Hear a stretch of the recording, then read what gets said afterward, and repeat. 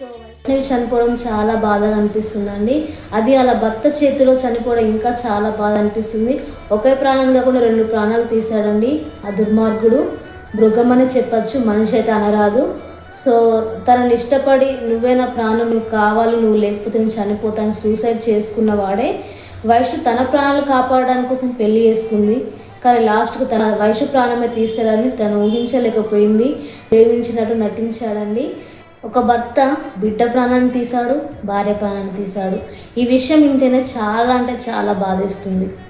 ఎందుకంటే పెళ్లి చేసి భర్తే జీవితం, భర్తే అన్నీ అని ఒక ఆడపిల్ల భర్త దగ్గరికి వచ్చి బ్రతుకుతుంది. చిన్నప్పటి నుంచి కనిపించిన అమ్మానాన్ని వదిలేసి నువ్వే నా ప్రాణం, నువ్వే నా జీవితం అని చెప్పి ఒక ఆడపిల్ల బయటకు వస్తుందండి.